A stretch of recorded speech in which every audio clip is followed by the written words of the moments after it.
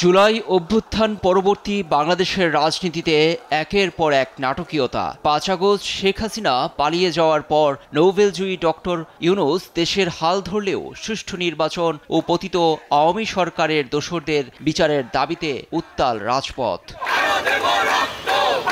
৫ August Hasina সরকার পতন পরিবর্তিতে ৮,০০০ kilometre দূর থেকে দেশের টালমাটাল পরিস্থিতি সামলাতে গুরুত্বপূর্ণ ভূমিকায় বাংলাদেশের জাতীয়তাবাদী দল বিএনপির ভারপ্রাপ্ত চেয়ারম্যান তারেক রহমান। কখনো তারুণ্যের সমাবেশ, কখনো নেতাকর্মীদের সমাবেশে ভার্চুয়ালি যুক্ত হচ্ছেন তিনি। ফ্যাসিবাদী সরকার পতনের পর তিনি এখন রাজনীতির কেন্দ্রবিন্দুতে।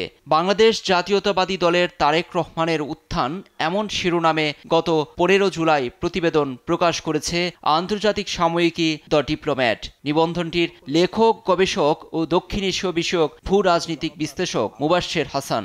বৈষম্যহীন বাংলাদেশ দেশের স্থিতিশীলতায় দ্রুত নির্বাচনের দাবি জানিয়ে আসছে বিএনপি।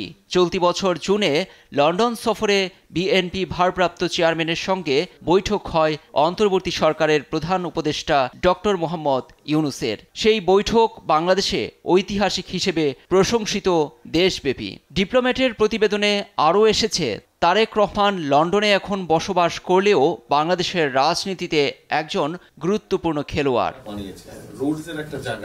ডক্টর ইউনূসের ঘনিষ্ঠ সহযোগীরা দ্য ডিপ্লোম্যাটকে জানিয়েছেন তিনি বিএনপি নেতা তারেক রহমানের ব্যাপারে মুগ্ধ। আর তারেক রহমানের দাবি, দেশের প্রয়োজনে অন্তর্বর্তী সরকারের অধীনে অবিলম্বে অবাধ ও সুষ্ঠু নির্বাচন দেখতে চায় জনগণ।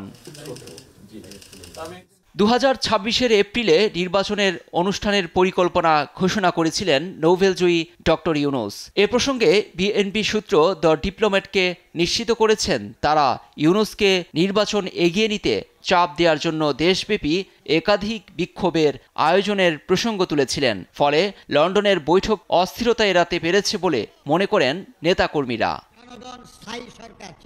১৫ বছরের বেশি সময় বিএনপি নেতাকর্মীদের নির্যাতন, গুম এবং সমর্থকদের বিচার বহির্ভূত হত্যাকাণ্ডের মাধ্যমে বিএনপিকে ভেঙে ফেলার চেষ্টা চালায় আওয়ামী সরকার। কিন্তু সব ষড়যন্ত্র ব্যর্থ করে দলকে সামনে এগিয়ে নিয়ে গেছেন তারেক রহমান। তবে দেশে ফেরার মধ্য দিয়ে নতুন ভোটারদের মন জয় এবং পুরনোদের আস্থা ফিরিয়ে নির্বাচনে জয়লাভ করার চ্যালেঞ্জ হিসেবে দেখছে নানা মহল। ভবিষ্যৎ রাজনীতিবিদ যারা দেশকে পরিচালনা। লুৎফর কবির, নিউজ ডেস্ক, দেশ টিভি। প্রত্যেকের জন্য অনেকগুলো অনুকরণীয় হোক।